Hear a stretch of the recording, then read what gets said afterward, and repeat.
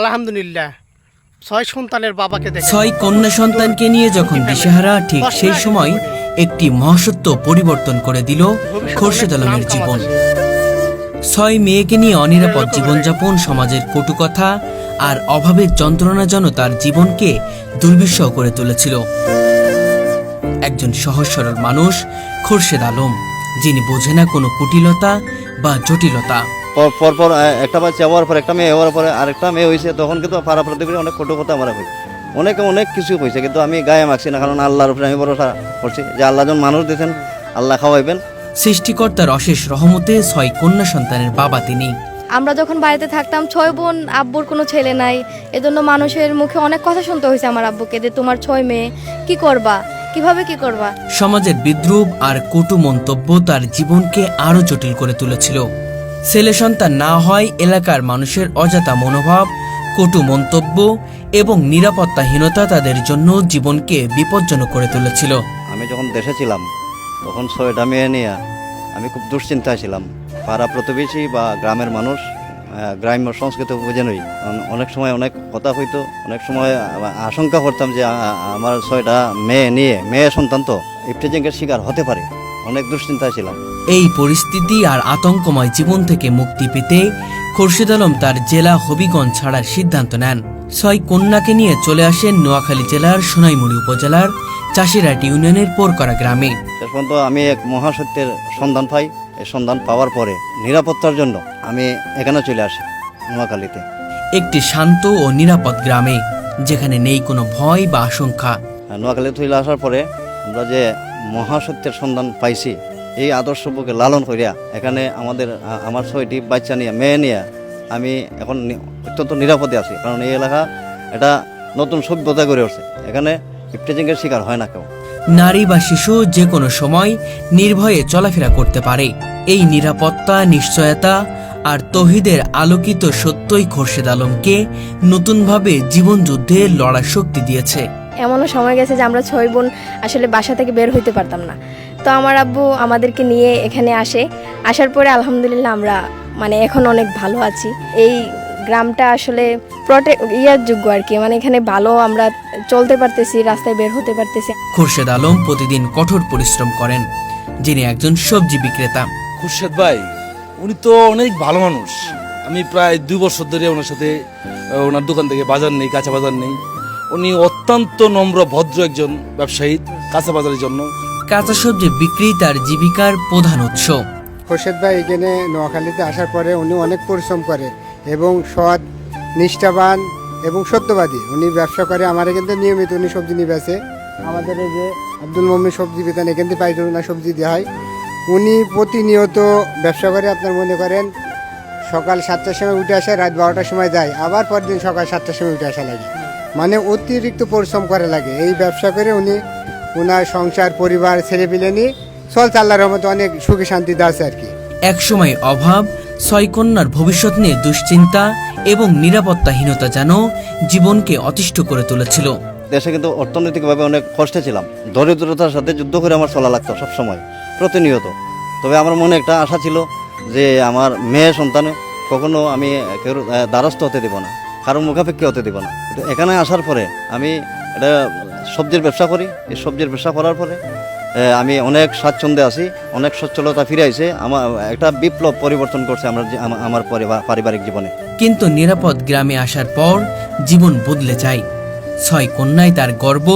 বড় মেয়ে এখন সংসার করছেন স্বামীর ঘরে, 2 মেয়ে গার্মেন্টসের বড় পদে চাকরি করছেন, আর বাকি 3 মেয়ে নিয়মিত পড়াশোনা করছেন। আমার 6 সন্তানের মাঝে এই যে লেডিস ব্যাগ, খুব আধুনিক লেডিস ব্যাগ। আমার একটা মেয়ে খুব ভালো পোস্টে কাজ করে 3 স্টার গার্মেন্টসে, আমার আরেকটা মেয়ে খুব ভালো পোস্টে কাজ করে, আর আমি এদিকে সবজির ব্যবসা করি। আর আমার 3টা মেয়ে আছে স্কুলে পড়ে, তারা খুব ভালো স্টুডেন্ট, হ্যাঁ, খুব সুনাম অর্জন করছে এই স্কুলে পড়ে। আর আরেকটা মেয়ে বিয়া দিয়ে দিছি, বড় মেয়েটা। এত কষ্ট করার পরও আমি তাদেরকে লেখাপড়া সম্পন্ন করাইছি।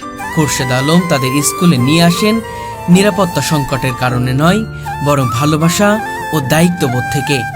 মেয়েদের সঙ্গে হাসাহাসি, আড্ডা, একসঙ্গে খাওয়া দাওয়া, এসব ছোটখাটো মুহূর্তে তিনি খুঁজে পান জীবনের আনন্দ। এখন অনেক ভালো আছি। এখানে এই মহাসত্যের সন্ধান পাওয়ার পরে আমার জীবনের অনেক পরিবর্তন হয়েছে। সবসময় সফলতার দিকে আগাই আছি। আমার স্ত্রী সন্তান নিয়ে, মেয়েদের নিয়ে আমি এখন খুব শান্তিমতে আছি। এক কথায় যেটা হয় ওভারঅল শান্তি। অন্য দোকানদারদের মতো নয়, খোরশেদ আলম সবসময় সততা, ন্যায় ও নিষ্ঠার সাথে ব্যবসা চালান। মানুষের সঙ্গে ভালো ব্যবহার, কম দামে ভালো পণ্য বিক্রি, এসবই তাকে করেছে আলাদা। এলাকার মানুষ তাকে শুধু একজন সবজি বিক্রেতা হিসেবে দেখেন না, বরং একজন আদর্শ বাবা ও সৎ ব্যবসায়ী হিসেবে দেখেন। আমরা খোরশেদ ভাইয়ের কাছ থেকে রেগুলার মাল নেই, ওজনেও সঠিক দেয়। উনি একজন ভালো মনের মানুষ এবং সৎ। উনি দীর্ঘদিন ব্যবসা করে আসতেছে, ওনার ব্যবসা ভালোই চলতেছে ইনশাআল্লাহ এবং সুনামের সাথে। আজ খোরশেদ আলম দিশাহারা নন, 6 কন্যাকে নিয়ে তিনি সুখে শান্তিতে জীবন কাটাচ্ছেন। আমি বেশি অংশ আনন্দই কান্না করি। হ্যাঁ, আমরা এখন দেখেন না বাচ্চারা এই মানে ইমোশনাল ব্যাপার আইলে আমার চোখে পানি আইসে। এই 6টা মেয়ে অত্যন্ত ব্রিলিয়ান্ট, মেধাবী এবং খুব ভালো। মানে এখানে যে পাড়া আশেপাশে আমাদের মানুষগুলো আছে না, তারা সবাই গুণগান গায়। স্কুলের টিচাররা আছেন না, তারাও আমরা কখনো আপনার মেয়ে খুব ভালো, খুব মেধাবী। তাছাড়া আমি অনেক কষ্ট করিয়া, দরিদ্রতার সাথে যুদ্ধ করিয়াও আমি মানে প্রতিটা মেয়েরে আমি সুশিক্ষাদান করছি, স্কুলে পড়াইছি যতটুকু সম্ভব। তার গল্প প্রমাণ করে কঠোর পরিশ্রম, সততা, আল্লাহর রহমত এবং নিরাপদ পরিবেশ জীবনের সমস্ত আতঙ্কের দূর করতে পারে এবং ভবিষ্যৎকে আলোকিত করে। আব্বুর তো মানে তুলনা করা যায় না কোনো কিছুর সাথে। আমার আব্বু মানে একজন সংগ্রামী মানুষ। এখানে আসার পরে মানে এখানে আসার আমরা কোনো কটু কথা শুনি নাই, কারো মুখে শুনে নাই যে তোমরা 6 বোন তোমরা কিভাবে জীবন পরিচালনা করবা, তোমার আব্বু তোমাদের সাথে মানে কিভাবে আগায় নিয়ে যাবে। তখন আমরা বলছি আমার আব্বু সব কিছু পারবে। ছোটবেলা থেকে যেহেতু আমাদেরকে মানে বলে নাই যে আমার 6 মেয়ে আমি কিভাবে কি করব, আব্বু মনও খারাপ করে নাই যে আমার 6টা মেয়ে হয়েছে, একটা ছেলে কেন মানে আসলো না।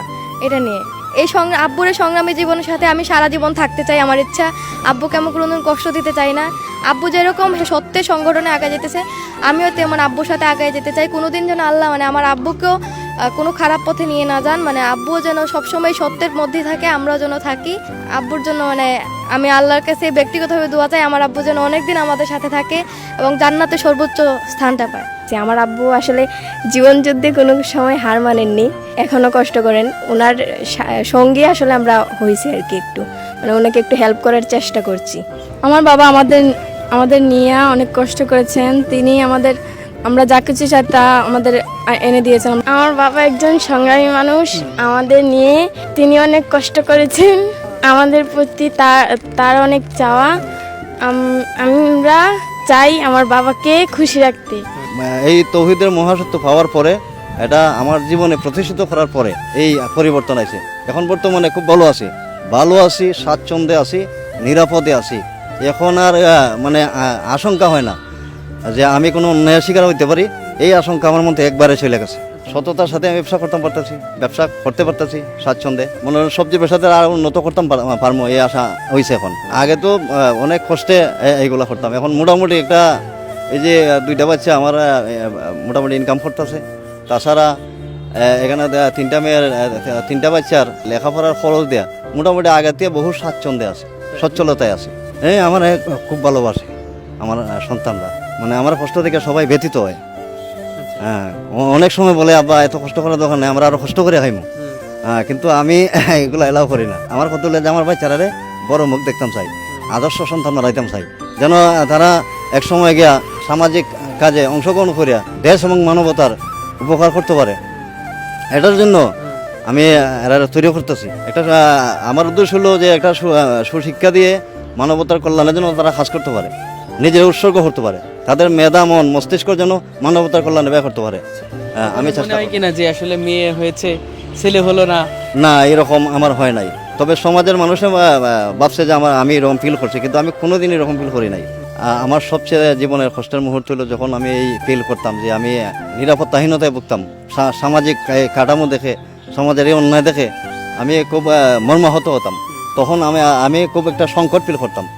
যেমন আমার দেশে যখন আমি ছিলাম, আমার গ্রামে ছিলাম, তখন অনেক অনিশ্চয়তার মাঝে ছিলাম, অনেক টেনশনে ছিলাম যে কীভাবে আমি আমার কারণ মেয়ের সন্তান, এদেরকে কীভাবে আমি লালিত পালিত করে একটা সুসন্তান হিসেবে গড়ে তুলব, যেন মানুষ পিছিয়ে বদনাম না হয়। আল্লাহ এই আশাটা এখন আমার পূরণ করছেন এই মহাসত্য সন্ধান পাওয়ার পরে, এই তৌহিদের সত্য পাওয়ার পরে। আমি সকাল 6টায় ওইটা বাজারে আসি, রাত্রে 11টা পর্যন্ত বাজারেই থাকি, আর দুপুরে শুধু মানে বাইরে বারটা খাই আসি গোসল করে।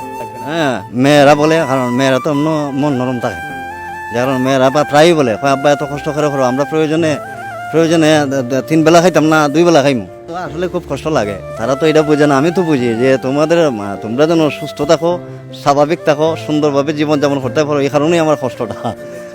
দেই অবশ্যই, আমি সাধ্যমতো চেষ্টা করে দেওয়ার, এটা একদিন পর হইলেও তারে দিই। হ্যাঁ, আমার বাচ্চারা যখন কোনো কিছু আবদার করে, ছোট হোক বড় হোক, আমি এটা দেবই। হয়তো একদিন পরে দিল, আমি কষ্ট করিল, আমি তাদের আবদার আমি পূরণ করি। আমি আল্লাহর কাছে হাজার হাজার শুকর জানাই, আমার যে 6টা মেয়ে, হ্যাঁ অবশ্যই ভালো হয়, খুব ভালো হয়, বেচা বিক্রি মোটামুটি ভালো হয়। আমরা সততার সাথে সাথে ব্যবসা করি, কারণ সব কোনো আমি এক রেটে, আমি এমন একটা কি করছি, আমার দোকানে এক রেটে মাল বেশি, মানে এক দামে মাল, এক দামে কোনো মূলামূলি নাই, আর কেউ কোনো মূলামূলি করে না, কেউ একটা জিনিস মূলাইতো না, শুধু বলবো যে এইটার দাম হতো নেওয়া যায়, কারণ তাদের একটা বিশ্বাস হয়েছে যে আমি 1 টাকা বেশি বলবো না, যে মালটা যত বেচতাম পারি আমি ওইটাই বলি। আমি প্রায় সপ্তাহে 4 দিন বাজার নেই, 5 দিন বাজার নেই, মাপে সঠিক মাপ দে এবং কাঁচামাল এত সুন্দর করে নিয়ে আসে, মানুষকে দেয়, একদম পিওর ন্যাচারাল মাল দেয়, মাপে সঠিক দেয়। আর ওনার চাল চলন কথাবার্তা সর্বদিক দিয়ে আমি মনে করি ওনার মতো ব্যবসায়ী হলে বর্তমানে ব্যবসায়ীরা অনেক হলেও মানুষও লাভবান হবে। হ্যাঁ, মাল নিয়ে আসছি আমি, মাপেও সঠিক দিছে, দামেও অনেক কম রাখছি, আমি নিছি আপনার বেগুন নিছি, তারপরে তিতকড়া নিছি, আপনার ভরভুটি নিছি। কম দামে পাওয়া যায়? হ্যাঁ, কম দামে পাওয়া যায়, এখান থেকে অনেক আশেপাশে বাজার থেকে অনেক কম দামে পাওয়া যায়। ওনার দোকান থেকে বাজারে নিলে বেশি মালটা নেওয়া যায়, আর অন্য অন্য দোকানে বাজারে দেখছি আমি মাল হাতেই ধরা দেয় না, মাল ধরতেই দেয় না, আর ওনার দোকান থেকে মাল নিলে নিজের হাতে পছন্দ মতো মালটা সুন্দরভাবে নিজের ইচ্ছা মতো নেওয়া যায়।